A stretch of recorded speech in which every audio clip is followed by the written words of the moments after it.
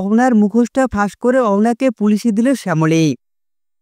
দেরিতে সম্পূর্ণ জানতে হলে ভিডিওটি না টেনে দেখতে থাকুন শেষ পর্যন্ত। অহনা যে একটি খারাপ মেয়ে, এদিকে সমস্ত সম্পত্তি আত্মসাৎ করার জন্যই এসেছে।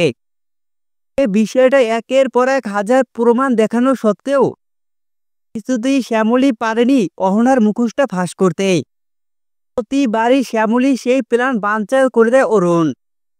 কিছুতেই অরুণ ও তিশার জন্য পারছে না অহনার আসল রূপে সবার সামনে টেনে খুলে ফেলতে শ্যামলী।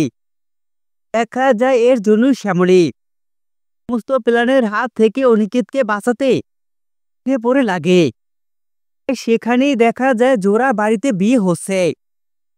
ঠিক সেই সময় অহনা বাড়ি থেকে বেরিয়ে তার বয়ফ্রেন্ডের সাথে দেখা করার জন্য একটি রেস্টুরেন্টে আসে। রেস্টুরেন্টে এসে অহনা তার বন্ধুকে বলছে, আর একটু পরে আমরা সোজা দুবাই, অনিকেতের সব টাকা এখন আমার হাতে। আর তখনই ওখানে চলে আসি শ্যামলী। শ্যামলী ছুটে এসেই সবার সামনে অহনাকে থাপ্পড় মেরে উচিত শিক্ষা দেয়। অহনার বয়ফ্রেন্ডও অহনাকে হাতে নাতে ধরে ফেলে অনিকেতের সামনেই অহনার মুখোশটা ফাঁস করে। অহনার আসল উদ্দেশ্য সবার সামনে ফাঁস করে অহনাকে পুলিশে দেয় শ্যামলী।